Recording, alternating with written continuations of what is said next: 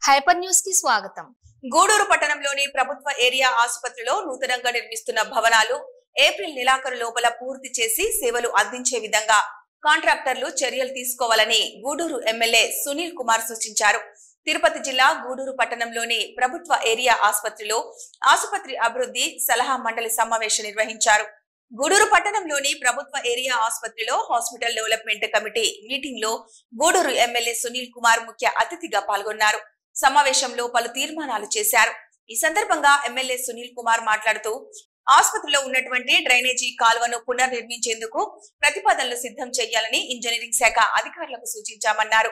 బయట వ్యక్తులు ఆసుపత్రి ఆవరణలో సంచరించకుండా బందోబస్తు పటిష్టం చేయాలని, అదేవిధంగా బయట వ్యక్తులకు సంబంధించిన వాహనాలు ఆసుపత్రి ప్రాంగణంలో పార్కింగ్ చేయకుండా చర్యలు తీసుకోవాలని స్థానిక పోలీసులకు సూచించడం జరిగిందని తెలిపారు. ఏప్రిల్ నెలాఖరులోగా మొదటి బ్లాక్ భవనం అందుబాటులోకి వస్తదని ఆశాభావం వ్యక్తం చేశారు. ఆసుపత్రిలో ఉన్న పరికరాల రిపేర్లు మరియు టాయిలెట్ల మరమ్మతుకు అవసరమైన నిధులు సమకూరుస్తామని తెలిపారు.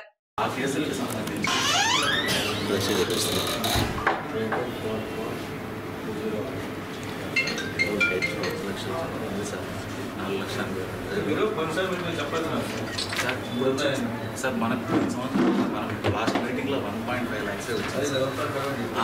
అప్పుడు మనకి ఎందుకు సార్ తడవకి వస్తుంది.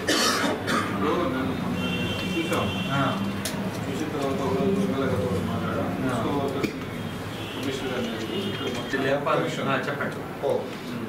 నిన్న మొన్న మళ్ళా వచ్చి చూసినప్పుడు ఏంటంటే మన హాస్పిటల్ వెనక ఆప్కాస్కి ఇచ్చాం. వీళ్ళందరికీ జీతాలు ఇస్తున్నారు.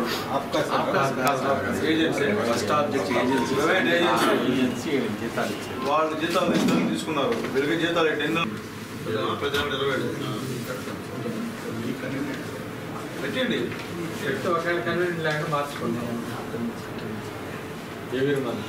మీరు ఎందుకు పెట్టాలి?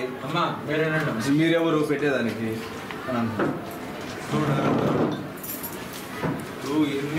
ఇప్పుడు స్కూల్ కోసం వచ్చినా అట్లా అప్పుడు జాగ్రత్తగా ఉండండి. మంచిగా అయితే ఉండండి. మరి అంత మంచిగా చెప్పలేదు. అలాగే మొహోటం ఉంది. కింద ఉండి ఉద్యమాలు చేస్తున్నాడు. అంత మామూలుగా రావాలి. స్థాయికి వచ్చామంటే కింద ఉండి వచ్చామంటే చూసుకొని డబ్బులు ఇప్పుడు దండ వ్యవహారం చేసామా దెబ్బలు కొట్టుకుంటాం. అయితే బహిరంగ ప్రెస్ మీట్ పెట్టి పేరుస్తాం. ఇబ్బంది పడతాం. గుర్తుపెట్టి గవర్నమెంట్ మెడికల్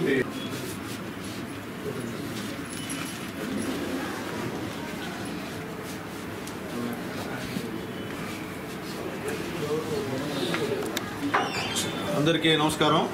ముఖ్యంగా మా ఆర్ఎం గారు, అలాగే మా మెడికల్ ఆఫీసర్ గారు, అలాగే ఇక్కడ వచ్చినటువంటి డాక్టర్సు, అలాగే వైద్య సిబ్బంది, అలాగే హాస్పిటల్ కమిటీ డెవలప్మెంట్ కమిటీ సభ్యులు పెద్దలు మా కిరణ్ గారు, నా మిత్రుడు బిల్లు చెంచరామయ్య గారు, అలాగే భారతక్ గారు, అలాగే పెద్దలు దర్శన్న గారు, అందరికీ నా నమస్కారాలు. ఈరోజు హాస్పిటల్ డెవలప్మెంట్ కమిటీ మీటింగ్ జరిగింది. దీంట్లో ముఖ్యంగా అనేక విషయాలు అందరం కలిసి చర్చించాం. ముఖ్యంగా ఇక్కడ ఉన్నటువంటి హాస్పిటల్ కట్టేటువంటి కొత్త హాస్పిటల్ ఏప్రిల్ కల్లా మాకు అప్పచెప్పాలని చెప్పి మెగా వాళ్ళు ఇక్కడే వచ్చిన్నారు. వాళ్ళందరూ కూడా ఏప్రిల్లో చేస్తామన్నారు. అలాగే పోస్ట్ మార్టం రూమ్ కూడా ఏప్రిల్లో పూర్తి చేస్తామని చెప్పారు. అలాగే అక్కడ లేబర్ దొరకలేదంటే లేబర్ను కూడా మనోళ్ళు ఏర్పాటు చేయమని చెప్పి కూడా ఇక్కడ అందరం కూడా కలిసి మాట్లాడుకున్నాం. ఏప్రిల్లో ఫస్ట్ బ్లాక్ హాస్పిటల్ కంప్లీట్ అవుతుందని చెప్పి తెలియజేస్తున్నాం. అట్లాగే ముఖ్యంగా ఇక్కడ ఈ హాస్పిటల్ రోడ్లో టోటల్ ఆటోలన్నీ ఆపుకున్నటువంటి పరిస్థితి. అందరూ కూడా మల విసర్జన చేసి గందరగోళంగా ఉండే పరిస్థితి ఉందని చెప్పి అందరూ కూడా మద్దతు ఇచ్చారు. అందుకని అక్కడ ఖచ్చితంగా, అలాగే హాస్పిటల్ ఆవరణలో బయట ఉన్నటువంటి వెహికల్స్ అన్నీ కూడా ఇక్కడ పార్కింగ్ చేస్తున్నారని చెప్పి కూడా చెప్పారు. ఎస్ఐ గారికి కూడా చెప్పాం. ఖచ్చితంగా బయట వెహికల్స్ ఏది కూడా హాస్పిటల్లో పార్కింగ్ చేసేదానికి వీల్లేదు. ఇక్కడ ఎవరైతే పని మీద వస్తారో హాస్పిటల్కి ఆ వెహికల్స్ తప్ప బయట వాళ్ళు ఎవరు కూడా ఇక్కడ పార్కింగ్ చేసేదానికి వీల్లేదు. అలాగే ఇక్కడ పనిచేసేటువంటి స్టాఫ్ వెహికల్ తప్ప వేరే వెహికల్స్ హాస్పిటల్ ఆవరణలో ఉండకూడదని చెప్పి కూడా ఎస్ఐ గారికి కూడా తెలియజేయడం అయింది. ఎస్ఐ గారు కూడా దీనిపైన ఖచ్చితంగా మానిటరింగ్ చేస్తారని చెప్పారు. అట్లాగే ముఖ్యంగా ఇక్కడ వాకర్స్ వస్తారు. ఇది కూడా ముసేద్దాం అనుకున్నాము, కానీ మా వాకర్స్ అంతా వస్తారు కాబట్టి దానికి ఉన్నటువంటి గేటుకి చైన్ వేసి ఒక మనిషి లోపలికి వెళ్ళేటట్టు ఏర్పాటు చేస్తామని చెప్పి అనుకున్నాం. అది కూడా త్వరలో కూడా ఏర్పాటు చేస్తాం, కేవలం వాకర్స్ కోసం. లేకపోతే ఇది కూడా ఈ గేటు కూడా మూసేయాల్సినటువంటి అవసరం ఉంది. ఎందువల్లంటే ఎవరంటే వాళ్ళు ఇక్కడికి వచ్చి తాగేసి ఆటోలో కూర్చొని మందు తాగి విచ్చలవిడిగా ఇక్కడ ప్రవర్తించేటువంటి కార్యక్రమం ఉంది కాబట్టి. కానీ మా ఈ యొక్క వాకర్స్ ఉన్నారు కాబట్టి వాళ్ళకి ఇబ్బంది లేకుండా ఖచ్చితంగా చేస్తామని చెప్పి తెలియజేస్తున్నాం. అట్లాగే ఇక్కడ ఒక కాలువ చాలా దారుణంగా ఉంది. మొత్తం ఇప్పుడు పోయినా కానీ దెత్తులతో ఉంటుంది. ఇప్పుడు కాలువ ఆ యొక్క పోస్ట్ మార్టం రూమ్ పక్కన అవతల అది ఎస్టిమేషన్ ఇచ్చి త్వరగా పూర్తి చేయమని చెప్పి మా వాళ్ళకు కూడా ఇంజనీరింగ్ డిపార్ట్మెంట్ వాళ్ళకు కూడా తెలియజేస్తాం. అది కూడా మార్చి లోపల పూర్తి చేసేటువంటి కార్యక్రమం పూర్తవుతుందని చెప్పి తెలియజేస్తాం. అలాగే చిన్న చిన్న టాయిలెట్స్ ఏమన్నా రిపేర్స్ ఉంటే అవి కూడా చేయమని చెప్పి కూడా చెప్పాం. అలాగే ఇక్కడ ఉన్నటువంటి కొన్ని పరికరాలు పనిచేసేదానికి ఎక్స్రే ప్లాంట్ పనిచేసేదానికి కూడా ₹1,00,000 అట్లా అవసరము. ఇంకో దానికి 50,000 అవసరం ఉంటే కూడా అది కూడా శాంక్షన్ చేశాం. అట్లాగే ఆరోగ్యశ్రీ కింద వచ్చేటువంటి వాళ్ళకు కూడా డబ్బులు కావాలని అవి కూడా శాంక్షన్ చేశాం. అలాగే ఇంకా ఆరోగ్యశ్రీ మీద 4 స్టాఫ్ ఇక్కడ మేము పెట్టుకోవాలని చెప్పి కూడా ఈ యొక్క తీర్మానంలో అందరూ కూడా ఏకగ్రీవంగా ఆమోదించారు. అట్లాగే గౌరవ మా కలెక్టర్ గారికి ఒక రిప్రజెంటేటివ్ ఇచ్చినాం. ఇక్కడ సూపరింటెండెంట్ గారు మేమందరం కూడా ఇచ్చున్నాము. ఈ యొక్క ప్రహరీ గోడకి 17 లక్షలు, అలాగే ఇక్కడ టాయిలెట్స్కి కూడా ఇచ్చున్నాం. అయితే మా వాళ్ళైతే దాదాపు 5 కోట్ల చిల్లర ఈ కొత్త హాస్పిటల్ ఫర్నిచర్ అన్నీ కూడా ఇవ్వమని చెప్పి కూడా మనం పెట్టాం. టోటల్ మొత్తం మీద ప్రతి ఒక్క హాస్పిటల్, వాకాడు హాస్పిటల్, కోట హాస్పిటల్ అన్నీ కూడా కలిసి దాదాపు 12 కోట్ల రూపాయలతో అభివృద్ధి కార్యక్రమాలు చేయాలని చెప్పి కలెక్టర్ గారికి ప్రతిపాదన పెట్టాం. ఆయన దాన్ని చూసి ఏవి ఇంపార్టెంటో ముందుగా అది ఇచ్చేటువంటి ప్రయత్నం చేస్తారని చెప్పి మేము చేస్తున్నాం. అట్లాగే ముఖ్యంగా ఆక్సిజన్, మన కరోనా అప్పుడు ఆక్సిజన్ ప్లాంట్ పెట్టారు. అవతల అది రిపేర్ అంటున్నారు. యాక్చువల్ రిపేర్ కాదు అది మనోళ్ళు పని చేయట్లేదు. ఎందుకంటే అది గంట పని చేస్తే 45 లీటర్లు మొత్తం డీజిల్ తాగేటువంటి కార్యక్రమం. దానివల్ల ఉపయోగం లేదు. దానివల్ల సిలిండర్ కొనుక్కునేటువంటి పరిస్థితి బెస్ట్ అని చెప్పి మనోళ్ళు సజెస్ట్ చేశారు. కాబట్టి అది ఏం చేయాలో రాష్ట్రం మొత్తం ఆపేసి ఉంటున్నారు ఆ సిలిండర్లు సంబంధించింది. ఏంటంటే అప్పుడు ఉపయోగపడింది, అప్పుడు మనం కాదనం. అప్పుడైతే చాలామంది ప్రాణాలు రక్షించింది ఆ సిలిండర్. కానీ ఇప్పుడు దానికి కూడా ప్రత్యామ్నాయంగా అది ఆపరేట్ చేయాలంటే ఆ డీజిల్ సంబంధించినటువంటి డబ్బులు కూడా గవర్నమెంట్ ఇస్తే బాగుంటుందని చెప్పి మరి అప్పుడైతే వాళ్ళు ఇచ్చారు కానీ ప్లాంట్ ఇచ్చారు కానీ డబ్బులు వాళ్ళు ఇవ్వలేదు కదా, మెగా వాళ్ళు ఇవ్వలేదు కదా. కాబట్టి ఆ డబ్బులు గవర్నమెంట్ ఇచ్చేందుకు ఒక ప్రతిపాదన కూడా చేయాలని చెప్పి కూడా సూచించాం. చదువుకున్న యువతకు ఉపాధి అవకాశాలు కల్పించాలి అన్న లక్ష్యంతో రాష్ట్ర ముఖ్యమంత్రి చంద్రబాబు నాయుడు సారథ్యంలో ఎన్డీఏ ప్రభుత్వం పనిచేస్తుందని గూడూరు ఎమ్మెల్యే సునీల్ కుమార్ తెలిపారు. తిరుపతి జిల్లా గూడూరు పట్టణంలోని గూడూరు మహిళా కళాశాలలో నిర్వహించిన జాబ్ మేళాలో ఎమ్మెల్యే సునీల్ కుమార్ పాల్గొన్నారు. తిరుపతి జిల్లా గూడూరు పట్టణంలోని దువ్వూరు మహిళా కళాశాలలో రాష్ట్ర ప్రభుత్వం స్కిల్ డెవలప్మెంట్ ట్రైనింగ్ ఆధ్వర్యంలో 230 మందికి ఉపాధి అవకాశాలు కల్పించేందుకు మెగా జాబ్ మేళా నిర్వహించారు. ఈ మెగా జాబ్ మేళాలోని Intel service IT solutions, Wheels India limited, Blue Star Climatech limited, Green Tech PVT limited కంపెనీలు సంబంధించినటువంటి ప్రతినిధులు పాల్గొన్నారు. జాబ్ మేళాలో ఉపాధి అవకాశాలు పొందిన లబ్ధిదారులకు MLA Sunil Kumar appointment orders అందజేశారు. ఈ సందర్భంగా ఎమ్మెల్యే సునీల్ కుమార్ మాట్లాడుతూ రాష్ట్రంలో స్కిల్ డెవలప్మెంట్ కార్పొరేషన్ ఆధ్వర్యంలో తన నియోజకవర్గం పరిధిలోని మెగా జాబ్ మేళా ఏర్పాటు చేసి సుమారుగా 230 మంది యువతకు ఉపాధి అవకాశాలు కల్పించడం, అందుకు ముందుకు వచ్చిన కంపెనీల ప్రతినిధులకు ధన్యవాదాలు తెలుపుకుంటున్నామన్నారు. చదువుకున్న యువత స్కిల్ డెవలప్మెంట్ కార్పొరేషన్ ద్వారా వారిలో నైపుణ్యాలను పెంపొందించుకోవాలి. ఇలాంటి జాబ్ మేళాలను సద్వినియోగం చేసుకోవాలని సూచించారు. ఎవరైతే ఉన్నారో వాళ్ళకి కూడా మనం పిలిపించి కంప్లైంట్ పిలిపించి డిస్ట్రిక్ట్ కలెక్టర్ గారి ద్వారా ఇక్కడ మనం ఏర్పాటు చేసాం. అది గుర్తుపెట్టుకుంటాం. భవిష్యత్తులో గుర్తుపెట్టుకుంటాం. మీరు అంటే ఇంకా కూడా మోడీ గారు ఇంకా ఎన్నో యూనివర్సిటీస్ మన ఆంధ్రాకి అందిస్తారు. ఇలాంటి వాళ్ళు ప్రజలు కూడా ఇలాంటి పేదవాళ్ళు కోటేశ్వర పోగా పెట్టుకుంటున్నాం. దాని మధ్య మనం పేదవాళ్ళు గుర్తుపెట్టుకోవాలి.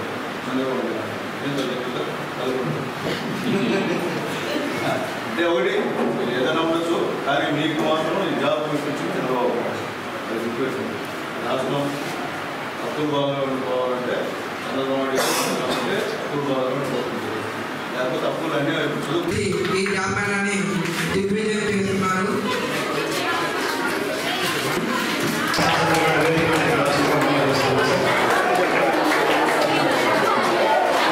శ్రీ సీఎం కిరణ్ ముఖ్యమంత్రి వారు నారా చంద్రబాబు నాయుడు గారి పర్యవేక్షణలో ప్రతి నెల జాబ్ క్యాలెండర్ రిలీజ్ చేయడం జరిగింది ముఖ్యమంత్రి వారు. అలాగే మినిస్టర్ నారా లోకేష్ బాబు గారు, HRD and skill development minister. అందులో భాగంగా ప్రతి నెల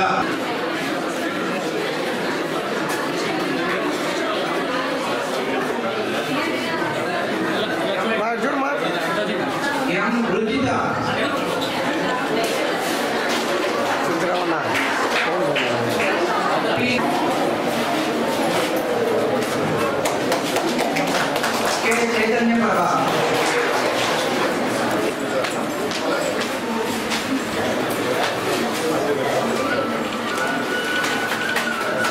కె రాజేశ్వరి, ఎం శ్రీనివాసులు,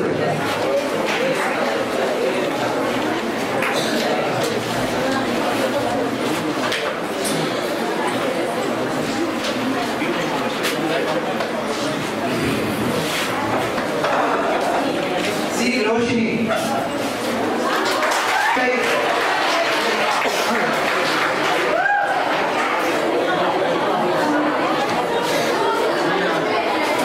ఓకేనా?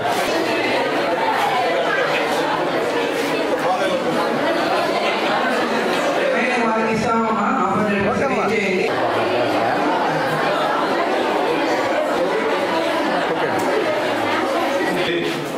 5వ క్లాస్ నుంచి చదువుకొని ఇంట్లో నిరుద్యోగులుగా ఉంటున్నారు.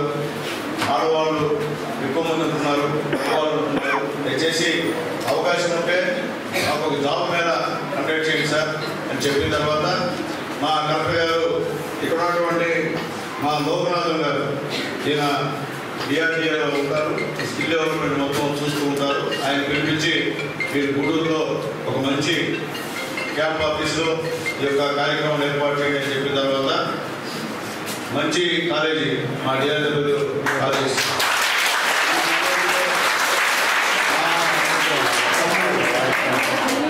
హనుమంతు మా తమ్ముడు మా గురువు గారి కుమార్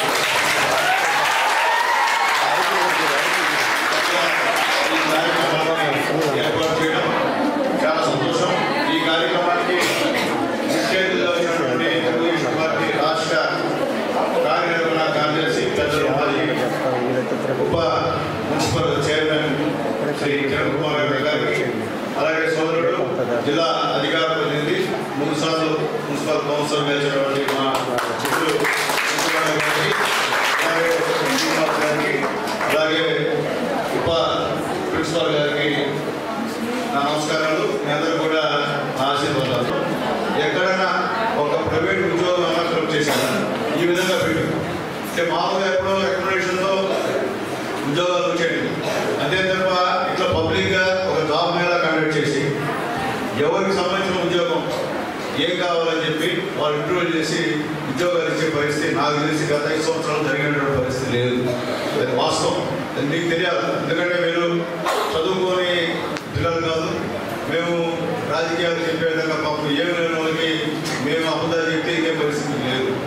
మీ అబద్ధాలు కూడా మీకు చెప్పినా మీకు తెలుసు, ఎందుకంటే మీకు గత 5 సంవత్సరాలు మీరు పరిస్థితి చూస్తుంటారు. ఈ 5 సంవత్సరాల్లో గెలిచినటువంటి ఎన్డీఏ గవర్నమెంట్ గెలిచినటువంటి ఈ యొక్క 7 నెలల్లోనే ఈ రాష్ట్ర ప్రగతి కూడా చూస్తుంటారని చెప్పి నేను తెలియజేస్తాను. ఎందుకంటే రాబోయే జనరేషన్ మీరే ముఖ్యం తల్లి, ఎందుకంటే రాబోయేది మీరే. మా గత వయసులో అయిపోయి మేము ఒకే నెక్స్ట్ ఉంటాం, తర్వాత మా పరిస్థితి అయిపోతుంది. తర్వాత మీరు రావాలి, వచ్చి ఈ రాష్ట్రం అభివృద్ధి చెందాలంటే ఇక్కడ నిరుద్యోగులు ఎవరు ఉండకూడదు. ఇక్కడ ఈ రాష్ట్రంలో కొత్త కొత్త పరిశ్రమలు రావాలి. ఇతర దేశాల నుంచి ఇక్కడ వచ్చి పెట్టుబడులు పెట్టి అనేక కంపెనీలు స్థాపిస్తే ఇక్కడ చదివేటువంటి మనం ఎక్కడికో చెన్నైకో బెంగళూరుకో ఎక్కడికో పోయి జాబ్ చేయకుండా మనం పుట్టిన దగ్గరే మన దగ్గర జాబ్ చేస్తే మనకి సంతోషం. ఇట్లా కాకుండా మనం వెళ్ళి చెన్నైలో ఉన్న బెంగళూరులో మనం వెళ్ళి అక్కడ ఏదో ఒక రూమ్లో ఉండి మనం ఏమవుతామని తల్లిదండ్రులకి ఇంట్లో ఆందోళన కలిగి ఎప్పుడు 24 గంటల ఫోన్తో టచ్లో ఉండి ఇబ్బంది పడేటువంటి కార్యక్రమం కాకుండా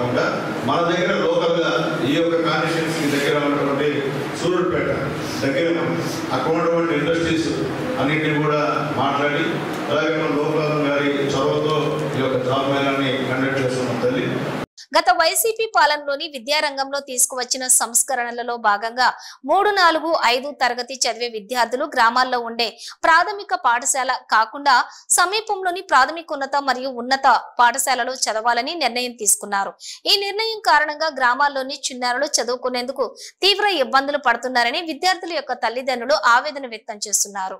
కోట పట్టణంలోని ఎంఈఓ కార్యాలయంలో కోట మండలం పరిధిలోని కొత్తపాలెం పంచాయతీకి చెందిన పలువురు విద్యార్థుల తల్లిదండ్రులు పత్రాలు అందజేశారు.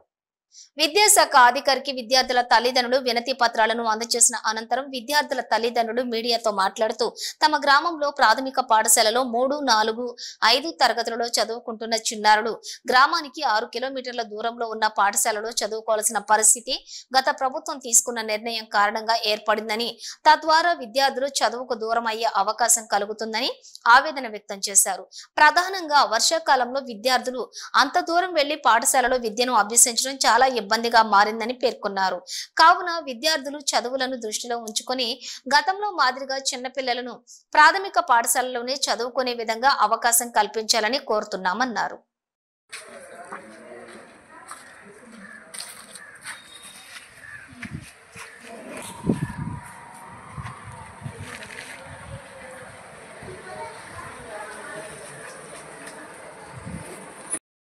గ్రామం కొత్తపాలెం పంచాయతీకి సంబంధించి మా ఊర్లో ఉండే 2 స్కూల్స్ ప్రాథమిక పాఠశాలలో నెల్లూరుపల్లి 4 కిలోమీటర్లు ఉంటుంది మా ఊరు నుంచి.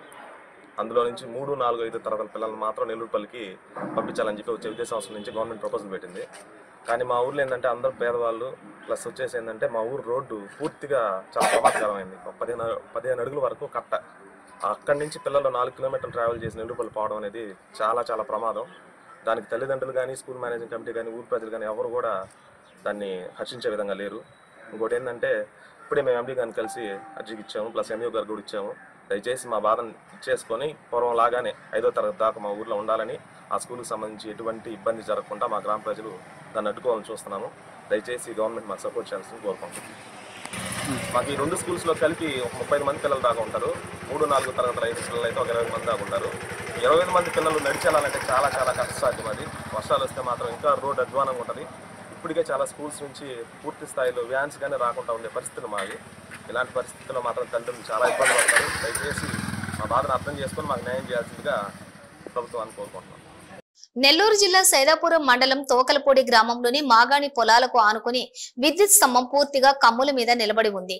ప్రమాదం సంభవించక ముందే ఈ స్తంభంను తొలగించాలని, కొత్త స్తంభం వేయాలని విద్యుత్ శాఖ అధికారులను రైతులు, ఆ గ్రామ ప్రజలు కోరుతున్నారు.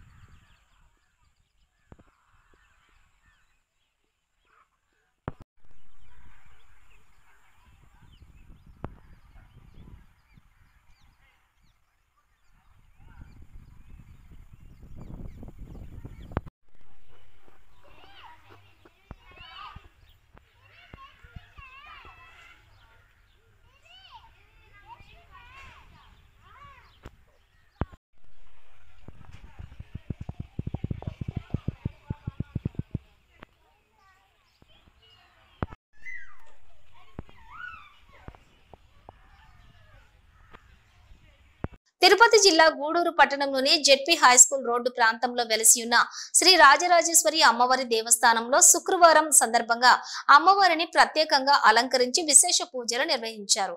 మహిళలు అధిక సంఖ్యలో సామూహిక రాహుకాల పూజలలో పాల్గొని అమ్మవారిని దర్శించుకుని తీర్థ ప్రసాదాలు స్వీకరించారు.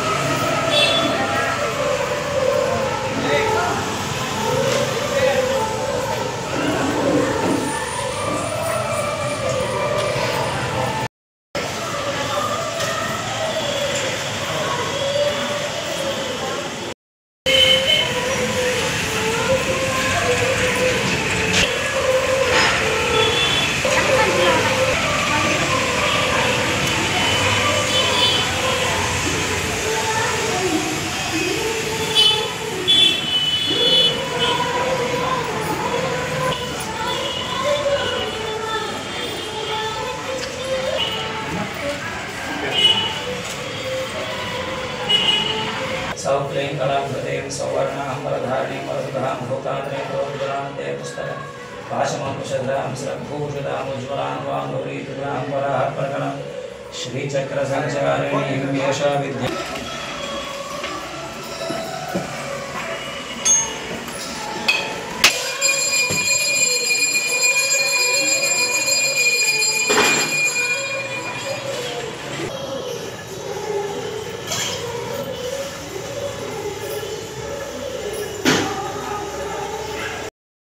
తిరుపతి జిల్లా గూడూరు ఆర్టీసీ బస్టాండ్ సమీపంలో ఉన్న శ్రీ సాయిబాబా మందిరంలోని గురువారం రాత్రి బాబావారి పల్లకి సేవ వైభవంగా నిర్వహించారు. సాయిబాబా మందిరంలో బాబాకు ప్రత్యేక పూజలు నిర్వహించిన అనంతరం బాబా ఉత్సవ విగ్రహాన్ని పల్లకిలో కొలువు తెచ్చి మేళతాళాలతో సాంప్రదాయబద్ధంగా సాయిబాబా పల్లకి సేవ మరియు సహస్ర దీపాలంకరణ సేవలు నిర్వహించారు. భక్తులు బాబా పల్లకి సేవలో పాల్గొని తీర్థ ప్రసాదాలు స్వీకరించారు.